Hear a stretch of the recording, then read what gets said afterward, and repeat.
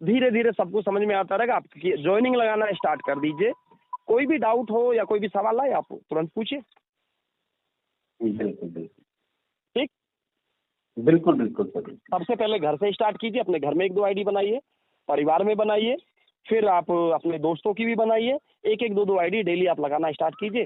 धीरे धीरे आपको समझ में आए। पहले 5 रेफर का 3000 मिलेगा, अगले 5 रेफर का 4000 मिलेगा, अगले 5 रेफर का 5000 मिलेगा और अगले 5 रेफर का 8000। इस तरीके से 20 रेफर का 20,000 है। पहले 5 ज्वाइनिंग का टारगेट कीजिए। आज 1-2 डायरेक्ट कीजिए, कल 2-3 डायरेक्ट कीजिए, 5 रेफर आप कर लीजिए। बिल्कुल बिल्कुल ठीक है सर। 3 महीने यहाँ तो केवल आपको डायरेक्ट का मिलेगा।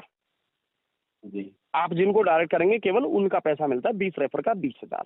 अब उनके नीचे टीम भी बनती रहती है। ऐसा नहीं है जब तक आप मतलब 3 महीने गुजरेंगे तो केवल आप ही डायरेक्ट कर रहे हैं, वो नहीं करेंगे, वो भी करते रहेंगे, लेकिन उनका नहीं मिलेगा तब तक। लेकिन वो टीम को आपको फॉलो करना जरूरी है, उनको सिखाना भी जरूरी है, क्योंकि जब आप मास्टर एजेंट बनेंगे तो वही टीम आपको पैसे कमा के देगी।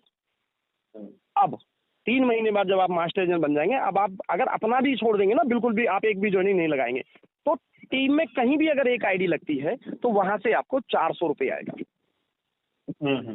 अगर टीम में 60 ज्वाइनिंग लगती है, वो चाहे आपके 1 लेवल डायरेक्ट में है, वो चाहे डायरेक्ट के डायरेक्ट में है, वो 10 लेवल नीचे है, वो 1000 लेवल नीचे है, कहीं भी पहले 60 ज्वाइनिंग का आपको 400 के हिसाब से मिलता है, यानी कि 24,000 हो गया।